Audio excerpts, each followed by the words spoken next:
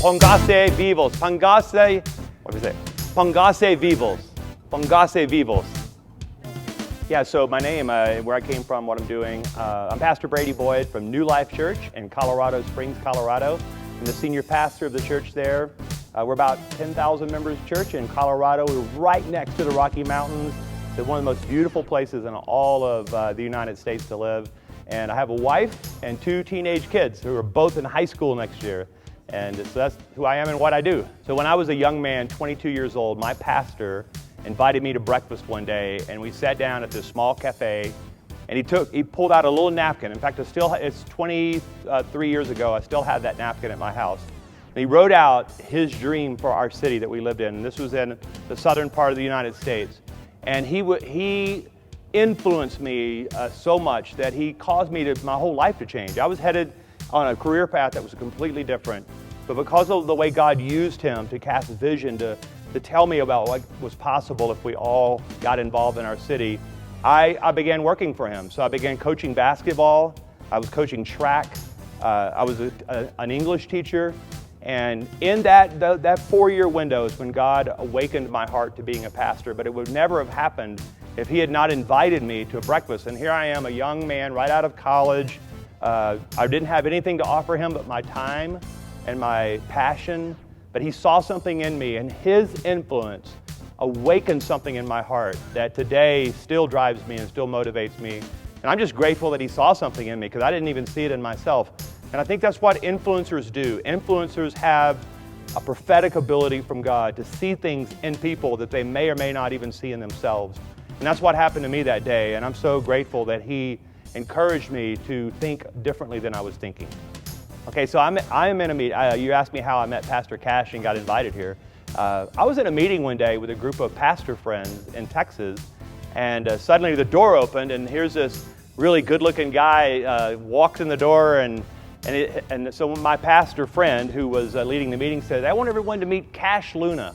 And I thought, what a cool name to get called Cash. I mean, I wonder if I actually thought at the first, did his mom name him Cash? Of course, then I heard the name later that his name was Carlos and that he couldn't say that word and he got tagged with that nickname. But I just liked him right away. He walked in, my pastor friend asked him to tell what God was doing in Guatemala, and as soon as he started speaking, you could tell he loved his country, he loves his church. And then a few years passed. I really didn't see him or hear from him much.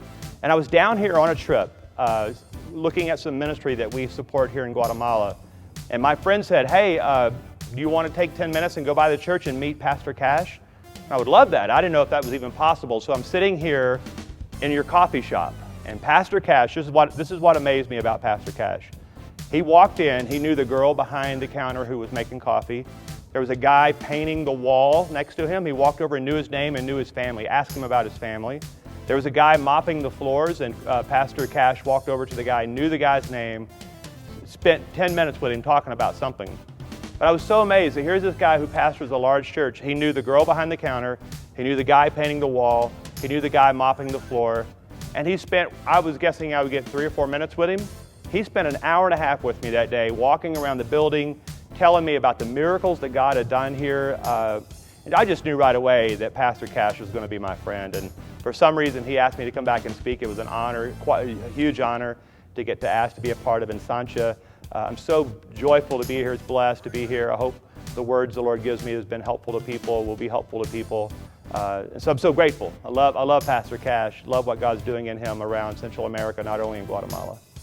I actually felt called to ministry when I was really young, but I just did not want to be a pastor because I didn't know any pastors that I really respected when I was young. I thought it was like the worst job ever. I just couldn't imagine that God liked anyone that he called a pastor, because I just never saw any of them that were very happy growing up. And so when the Lord asked me to be a pastor, I told him I would do anything for him, that I would charge hell with a water pistol, or I would serve him with my hair on fire. Just please don't make me be a pastor. And then along the way, I began to meet these men and women that I really admired, people that were pastors who were godly and amazing. And then my heart began to change, and I realized that being called as a pastor was not a death sentence. Or it wasn't something awful. It was actually something very sacred.